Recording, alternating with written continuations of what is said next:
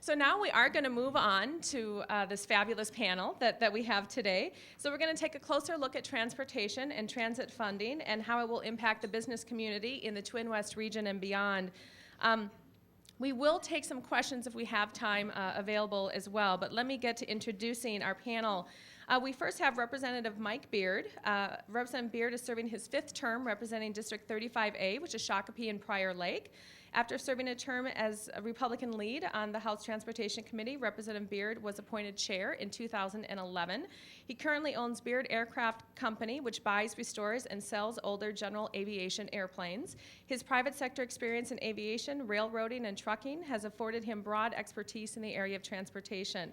He was also recently appointed to the Midwest Interstate Passenger Rail Commission, which brings together state leaders from across the region to advocate for passenger rail improvements. So please join me in welcoming Representative Mike Beard.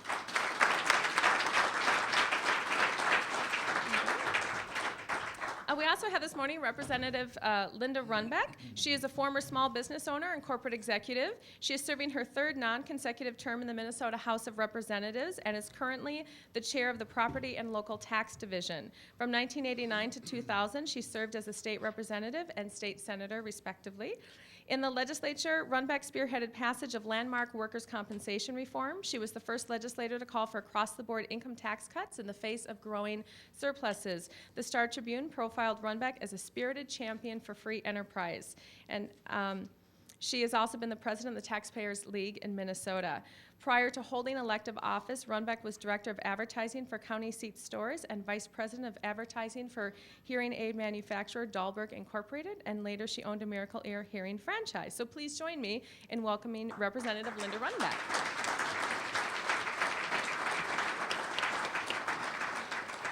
We also have this morning Hennepin County Commissioner Jan Callison. Hennepin County Commissioner Callison represents the 6th District, which includes 14 Southwest metro cities stretching from Orono to Edina. This includes the TwinWest member cities of Minnetonka and Hopkins.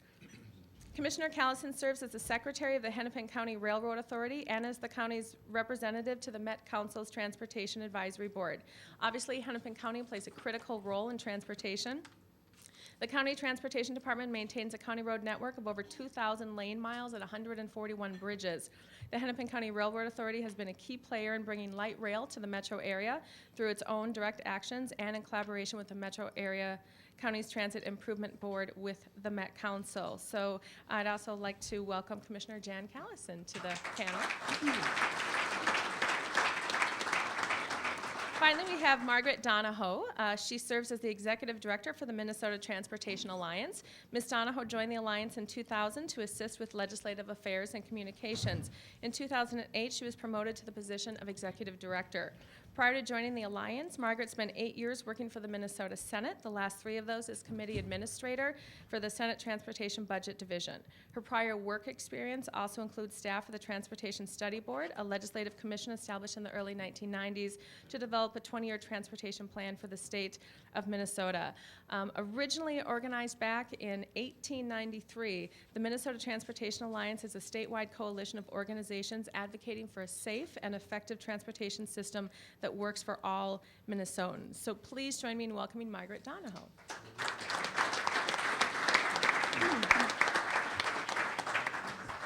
Okay, and I'll just start out with a little logistics. The 2 microphones, if you could make sure you get them close to your mouth so we have, and folks in the back, you'll wave if you can't hear, correct? Okay. So let's start off by giving each of you an opportunity to talk about where you think the future of transportation funding and transit funding may be headed in Minnesota generally or in the metro area specifically. You know, obviously, this legislative session and the budget deficit that we have has created significant challenges. So if you could, you know, given this ongoing fiscal pressures on the state budget, do we need to start consider new funding sources? Will we be seeing new funding sources? And maybe for those who are working on aspects of where does the federal funding perhaps kind of run into this? So a couple things that I just threw out there. So kind of future funding for transportation, and maybe a little bit on the federal funding, how this works. So, Margaret, do you mind if we start with you on the end there? Sure. Well, thank you, and good morning, everyone. I guess I would start out by reiterating what we've learned over the years, that really in transportation, we can't rely too much on one revenue source. And so we've worked really diligently over the years to make sure that we talk about multiple funding sources, a package of revenue that we need. If we rely too much on one source, and we're seeing that more at the federal level, where really the bulk of the funding for transportation at the federal level comes from the federal gas tax. And as you all know, with prices rising for gas, people tend to buy less gas, and that means we lose revenue.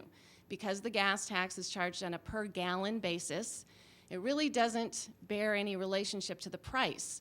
So even as the price goes up, we don't get any additional revenue from the gas tax. It's all based on how many gallons are purchased. And we have a huge problem at the federal level. The Transportation Authorization Act expired over a year ago. We've been living on numerous continuing resolutions and extensions of that. And without some action at the federal level, Minnesota will see cuts in our federal transportation funding. Both highways and transit are funded with the federal gas tax, so it impacts both. And so that's a big concern for the Alliance that we continue to work with our congressional delegation on. At the state level, we also need to start looking at additional revenue sources, as you mentioned. We will also face the same pressures with our gas tax and our other revenue sources for transportation. Fortunately, in Minnesota, we have constitutionally dedicated revenue. So for highways, the gas tax, the license tab fees, the motor vehicle sales tax are constitutionally dedicated.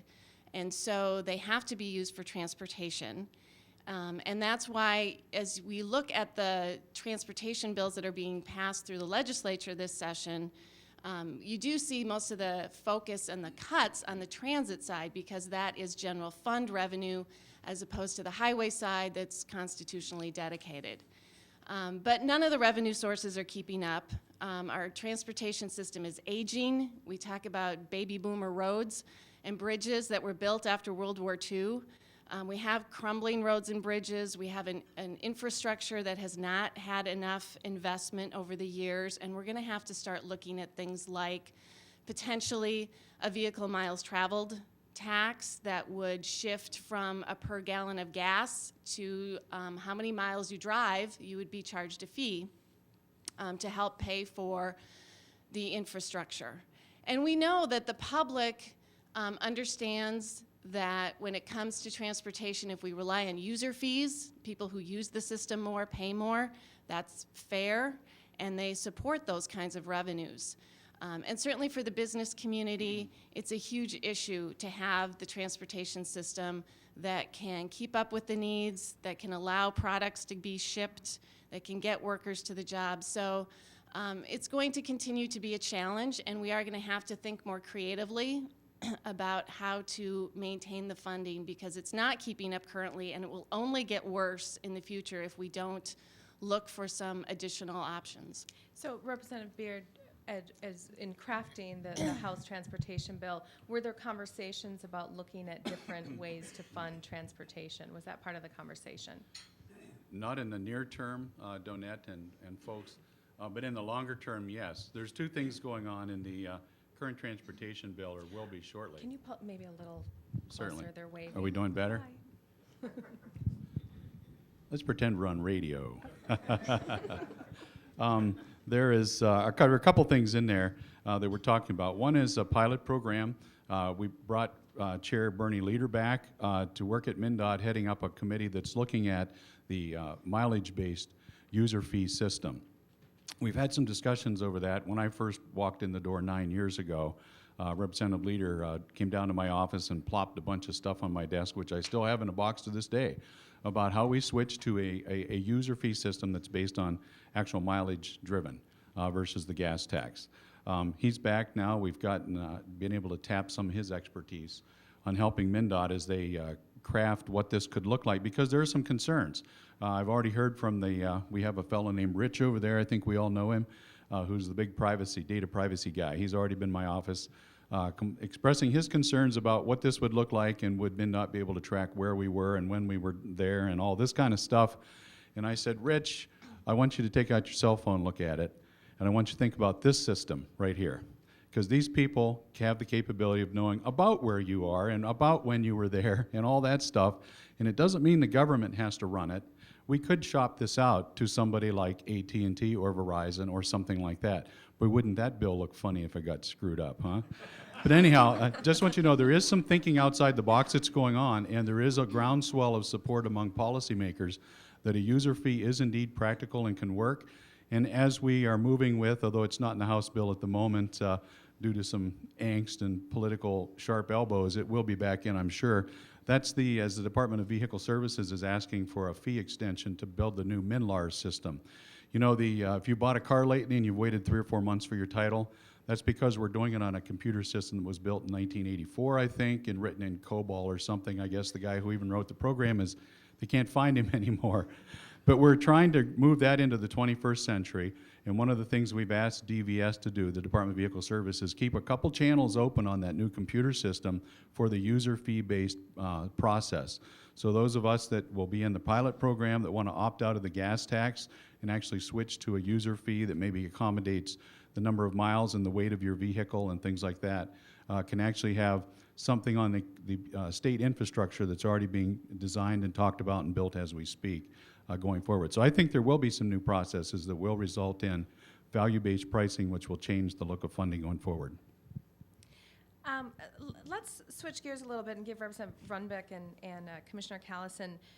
This past Wednesday, the state announced a $900 million in transportation construction projects slated for 2011. Now, that was down from $1.3 billion, I believe, which was that number in 2010. Governor Dayton has expressed disappointment in the spending level and has renewed his call for a substantial bonding bill to include transportation and highway construction projects. So, Representative Runbeck, why don't we start with you? Do you think there will be a bonding bill this session, and will it include transportation projects? First of all, let me just say it's nice to be here, and I wish I had a chamber as big as this one. We can't seem to get people in northern suburbs to be interested in chamber stuff. You're always welcome. Oh, thank you. You know, I would say that a bonding bill might be one of the end pieces in the negotiations. I think it's, I mean, it's an important aspect of the state budgeting process. And I was very pleased that Governor Pawlenty did resort to using the bonding source for highway and transit projects. So to me, it's a very viable approach to take. It is one additional source of funding for very important infrastructure items. And I live and work along 694 in the northern suburbs where there's still plenty of bottlenecks. And frankly, our freeway system, our essential basic freeway system is still uncompleted. We have congestion due to bottlenecks. So let's start to prioritize, put the money really where the need and the traffic is. That's what I would really favor. So I would like to see a bonding bill that would actually tackle some of those really essential projects. And you know that in the past there's always been the concern that the projects weren't necessarily of statewide of interest. So if it does fulfill that obligation, then I think we're good to go. Commissioner Callison, would you like to see a bonding bill, and what would you think should be included in that, if you do? Thank you, and good morning. It's a little ironic that I'm sitting up here. I'm one of the 2 newest members of the Hennepin County Board, and heavy lifting for years on transportation has been done by those who are still on the board with me, and I want to acknowledge Peter and Mark and Gail and encourage you to speak with them as well this morning and express your support for the work that they've taken and the burden they've carried over these years. I certainly hope there's a bonding bill, and we have some particular projects at Hennepin County that we'd like to see included. One of those is the interchange. If I don't mention that, Peter will be angry later on this morning. And that's really a crucial piece of, I'll say, infrastructure, that we need to build out a light rail system in this area. The interchange would be down by the Twins ballpark. That is the point where Hiawatha currently has a station. Central Corridor is going to have a station there. It does not have the capacity to carry people at this point or to unload the people and load them back onto the new trains, and we need to put that into play and do that quickly because Central Corridor, which is under construction, will open in 2014 is the best estimate. So that's a crucial piece of infrastructure for us. But I want to point out that at Hennepin County, we are not reliant upon state bonding for the transportation investments that we make. We need to have a state partner, and we need a strong state partner, but we spend a considerable amount on roads and on transit, and that comes from our property tax levy. It's been a difficult issue to nail down, and we have conversations at the county board about how much we spend in those two areas because they're both important.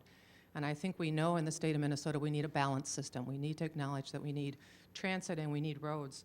And I asked county staff to give me a sense, the best number that they could come up with, and you can certainly argue over numbers, but as a range from the year 2000 until, or through 2011, so through this year, we expect to spend 3 times the amount of property tax on roads and bridges that we will on light rail. So for every $3 that we invest in roads and bridges, a property tax money, we're spending $1 on light rail. I think that's an interesting statistic to have. You know, with all of this pent-up demand, so on MnDOT, the Met Council, counties and cities all around the metro, you know, what does the future look like as it relates to these currently non-funded highway and freeway infrastructure needs into the next decade and beyond? I mean, obviously, that $900 million, there were a lot of, you know, great projects that made that list, but there were a lot of things that people were hoping would be on that list and didn't get on that list. So what happens to our infrastructure then with these with this pent-up need and fewer resources available? Go ahead, Margaret. Okay, thank you. Try and move this a little closer. Well, that is a great question, and I think it is important to put that $900 million into context. It always sounds like a big number to a lot of people, but just to give you a sense kind of going forward, the Department of Transportation does quite a bit of long-range planning. They look out 20 years at least, and sometimes longer. And as we look out into the future, the department has estimated that the state needs about $19 billion over 20 years in order to meet our maintenance and our safety needs. And they anticipate that the state will receive $15 billion in that same time frame. So basically, we don't even have enough money to take care of the system that we have, to maintain it, and to meet our basic safety needs, which I think everyone will agree when you look at the number of people who are killed and injured in highway accidents every year in Minnesota. It's really important to work to reduce that number. So when it comes to expanding the highway system, the money just isn't there. And we have a 20-year plan that really does focus on maintenance and preservation of the existing system. So if we want to get rid of the bottlenecks, if we want to finish the Beltway, which we think is really important, if we want to get people back to work in construction, which is another important thing that I think we don't talk enough about, when it comes to an economic recovery and getting the state back on track, everyone talks about creating jobs. Well, construction industry in Minnesota has been very hard hit with this recession. We've lost 43,000 jobs in the construction industry. Since 2006, we've lost 6,000 construction companies in Minnesota. Here's an area where we really can get people back to work quickly, building the infrastructure that the business community in our state needs. So it's really a win-win, and I think looking forward, we do need to think about where will we find the resources to expand 494, to do some of those projects that people agree are really necessary, but at the rate of funding that we anticipate having, those resources are just not going to be there. Let's focus a little bit on the link that you made between transportation and the economic recovery and jobs. So obviously, you know, the one thing I think everybody at the Capitol agrees on this year is we need to be focusing on jobs. We need to be focusing on getting the economy moving again. So Representative Beard, can you talk a little bit about that link between transportation and the economic, how you view that link between transportation and economic recovery? And should there be more investment in transportation as a way to get at that shared goal? There's a definite link between what the government does and what happens in the economy. Economic urgency that we're in right now has put a bind on us because people don't drive as much. Vacations are changing. Travel patterns, the way we're spending our money, which has resulted, I believe it was in '08 to '09. Margaret knows the statistic. The first time in the history of the country since we invented the horseless carriage, gas tax receipts went down. Actually, to be precise, the number of gallons purchased by consumers to drive themselves around went down. We've never had that happen before. If I can talk about the MVEST for a moment, back in the late 70s, I think it was, when the sales tax was extended to the purchase of automobiles, the promise was we needed more money for transportation. This will help fund transportation. That's what it was sold to the public as by legislators who wanted to extend the sales tax to the purchase of automobiles. Well, guess what never happened? We never took that money and dedicated it all to transportation. It went in the general fund where it became part of the general stew of things that keep government going. Until we actually finally got the ballot question in front of the public, that it would be dedicated to transportation. Now, I didn't agree with the way the wording was written, but that was Representative Earhart's choice in those days. So the minimum of 40% goes to transit, only 60% can go to roads and bridges. I would have appreciated more of it to roads and bridges, but you know what? The voters spoke, it is what it is, and we're working with it. And since we've done that and raised registration fees, and oh, by the way, credit's hard to get and the price of a car is more than my first house, MVEST funds, which we predicted to keep going like this, have gone like this. So the stable source of funding that we were calling for 20 years, we finally got it, and guess what? It's like cotton candy. You take a bite and it's gone, and you wonder what happened. So do we talk about sustainable source of funding to fully fund, fill in the blank, transportation, early childhood, K-12, higher ed? Take your pick. It's a mantra we as policymakers hear at the Capitol all the time. And when we hear it, we think, well, what is the magic number? How much should it be? Now, the thing with transportation is, and thank goodness that the portion of the budget that my committee controls is 99% constitutionally dedicated money, because then we argue over whether we're going to repave or build new. That's our discussion, not do we cut or do we add. The only portion we talk about is the general fund portion, which is all transit money. Perhaps we'll talk about that again in a few moments. But the business of economic impact, yes, the economy is impacting jobs. It's impacting the amount of money that flows in that we're able to spend. A few years ago, and I know I'm running a little long doing that, but it's important to understand how sometimes the legislature has to catch up with things, with good ideas. When the Palenti administration first came in, and my friend Carol Molnow became the commissioner, and that's a whole other story for another day, but here she is, and she said, you know what, we got some really big projects to do. We got to play catch-up ball, because for 20 years, we stopped building the interstate system, probably in this state, in about the late 70s. And congestion, people kept doing stuff. They kept growing and building houses and having babies and all this stuff. And we didn't keep up with the lane miles we needed and the interchanges we needed, and congestion began to catch up with us. So we didn't do that stuff. Molnow administration says, let's bond for that. Whoa, radical new idea at the legislature. And there was a lot of angst, some of it ideological, some of it partisan. But generally, we said, well, we've never done that before. We've always done a pay-as-we-go kind of thing. It took a lot of horse trading and a lot of political pressure before we finally started to bond for some big projects like Unweave the Weave, this 494 in the southwest corner here, and some other things, and some in greater Minnesota too, that actually started to break the log jam. Excuse me. Now you'll notice we've gotten so used to the bonding for big projects that last year we actually asked MnDOT to develop a bonding guidelines. The general fund for the state, we run, about 3%? Financial analysts, bond raters, think that 3% of the general fund is a prudent number. If we stay within that guidelines, we can protect our AAA bond rating, and we don't get over our heads with bonding. The Highway Department has also developed a number for bonding for projects, transportation projects, and the number escapes me at the moment, but we're a little under where we can handle the debt load from our fees that we collect for projects that we bond for, which may be why you didn't see bonded projects from the Trunk Highway Fund in this year's program of work that was just released. Although I've had chats with the commissioner, he's been in my office, and he actually did send one of his emissaries to talk to committee that don't expect to see a big push on new projects this year, maybe next year. We've got some catching up to do. Pavement quality is deteriorating, and we have some things they want to do. So he wanted to run about $1 billion for the next 3 years on playing catch up with some reconstruction and maintenance and recovery of pavement quality kind of things. The other thing where you've seen a cultural change is the min-pass lanes. I remember when Congressman Kennedy at the time came to talk to us on the committee with a cool new idea called hot lanes. He wanted to put a pay-as-you-go lane down 394. Oh my word, we were tearing our hair out and arguing about that. That sounds like a toll road. Minnesotans don't do toll roads, and this was just a radical new idea. I think the only way we got it through was with it. Some of my inner city legislative friends, and they are my friends, figured, well, you know, if we afflict those pesky people from Lake Minnetonka and Wayzata with it, we'll let them try it first. We won't let other people do it. So we put the hot lane on 394.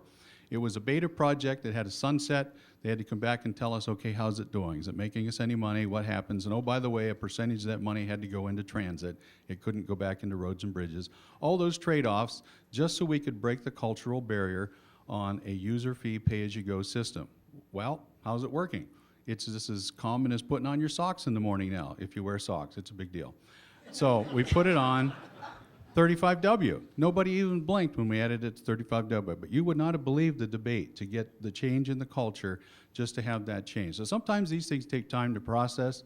Sometimes people like me have to have my mind changed, and that can happen. We got to keep an open mind because new stuff comes down the pike and how we finance this stuff. Yes, we've done some bonding. Yes, there's economic development or economic impact when you put folks to work, but it tips both ways. When you grow the burden of government to pay for it, it depresses the economy. At the other time, the money you spend sometimes raises the other end of the seesaw. So it's a balancing act you got to watch for. So let's get back a little bit to the linkage between the jobs and the economic recovery and the investment. So Representative Runbeck, how do you kind of view the importance of transportation to the recovery of the economy? Well, thank you for that. I think that I keep listening to so many of the arguments for government spending is that, well, we've got to prime the pump, government has to, or maybe I better do this, help create the jobs and get the jobs growing again. And I just continue to go back to a couple of numbers. We have 2.6 million jobs in Minnesota, and we may do some bonding projects that, you know, stimulate 10,000 or 20,000 or 30,000. Those numbers have been thrown out. I mean, it's really a drop in the bucket. I'm not a Keynesian. I think that we've experienced too much Keynesian economics. I think that the big issue right now in Minnesota is revenue. We have to let this economy begin to revive. And frankly, we may not even in 3 or 4 years get back to the kind of revenue flows that this state was used to. I mean, we used to expect on a regular basis 8 to 9% every year new tax revenue without raising taxes. We're down now to 4 to 5% would be the expectation over the next foreseeable future. We have to begin to live differently, think differently, prioritize differently. And I don't think the old mantras of, well, we're going to create some jobs here in government, and so we'll throw some more money at it. I think that is really such out-of-date old thinking. We really do have to prioritize, and we have to decide in transportation, can we afford to have and preserve and keep maintained 2 dual systems of mobility? And the fact that we have let our highway-freeway system go, in my view, and have picked up and spent inordinate amounts of money on light rail in this city, in this metro area, which is on a prairie, and we are not restricted by mountains or rivers or oceans. And people are free to live where they want. And so I think we really have to rethink and ask the questions once again about light rail and whether we should be sinking the billions and billions that seem to be in the pipeline for this system. We have 83% of our jobs that are in the suburbs. 60% of our commutes are suburb to suburb. We are not a hub and spoke metro area. We are not New York. We don't have the densities. And even having put all the money we have into transit, 97% of our trips are by automobile. Only 3% are transit. So So let's stepping talk way about, back. Let's then talk about transit a little bit more and light rail in the Twin Cities. So TwinWest has been a longtime supporter of multimodal transportation systems. TwinWest and our Southwest Transit Way Alliance partners advocate for the continued funding and planning for the Southwest Light Rail line from Minneapolis through St. Louis Park, Hopkins, Minnetonka, and Eden Prairie, and this has been a top issue for TwinWest. So why don't we start out, Commissioner Callison, can you talk a little bit about the Southwest route selection process, where we are, and where the project currently stands in the planning process, just to get everybody kind of in the same place? Sure. Southwest is poised to enter preliminary engineering. That is a crucial point because that keeps us on the road to a 50% federal match. So that's the status of the project, and we are working with the Metropolitan Council, which will be the agency that actually steers the project as it moves through the federal system. In terms of the route selection, it's interesting to have had the question about jobs. As you look at the Southwest corridor and you look at the job-rich area that the Southwest Metro is, it is astonishing the number of jobs that are here. And if you have not taken the time to step outside in the hallway and look at the information that's there about the number of employers, the size of the employers, and recognize how important it is for those employers to have a reliable transportation system, take the time to learn about that. As we looked at the Southwest corridor, we had an initial proposal that would have been probably more cost-effective because the county already owned right-of-way, and we could have used that right-of-way and put the line down to Eden Prairie. But the point is that would have bypassed jobs. And we know that because you've told us that you need a reliable transportation system, and that's what we're offering to you through the Southwest line. So we looked at an alignment that will link those jobs with the downtown core. And I think it's an impressive number of jobs that are actually in that area. You look at the ridership numbers for Southwest, they are as high as Hiawatha, which was a home run. I think that's probably Peter McLaughlin's phrase, but I'm happy to use it. Home run in every sense of the word. The information I have is that it has the lowest subsidy per passenger of any service type in the region. You look at Central Corridor, same numbers, has come through a rigorous federal process. We have made good decisions on light rail here in Hennepin County. And I have, over the last couple of weeks, played out the scenario of let's not fund transit as much as we are on track to do. We have a fiscally constrained system. That's what MnDOT is telling us. So let's stop funding transit because we need to do roads. And let's look at what this area is going to look like. We're going to add 600,000 people to this region between now and 2030. So we already have a system that has high congestion. We expect to double that congestion even at the rates of investment that we're making.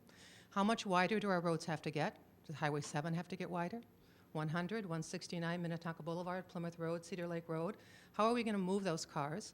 Let's think about air quality, not climate change, but simply the air we breathe and smog. If we're a non-attainment area for EPA standards, what does that cost business? The Minnesota Chamber of Commerce looked at the cost of non-attainment in 1999, hundreds of millions of dollars to do that. We have populations that are transit dependent. We are growing poorer in Hennepin County. We are growing older in Hennepin County. How will those people get around? And then let's think about the jobs. Will companies invest here, or will they go to Salt Lake City, to Denver, to Portland, to Seattle? I think that's what's at stake. It's really a question of what's our long-term vision for this area. And for many of us, we think this area can compete with nationally and internationally. And to do that, we need an effective multimodal transportation system. So let's suppose that, you know, the fiscal constraints that we have at the legislature, concerns that some folks have over transit. If we suspended, let's say for 2 years, we didn't provide any funding for for this project, what would happen to that project? Does it just get delayed 2 years, or I don't know, whoever feels? Well, I think that's an interesting concept because I'm not quite sure how it works. Do we turn to the project behind us and say, hold our place, we'll be right back? I mean, in the meantime, others are working through their system. And in that federal queue, there's about 100 projects along with Southwest.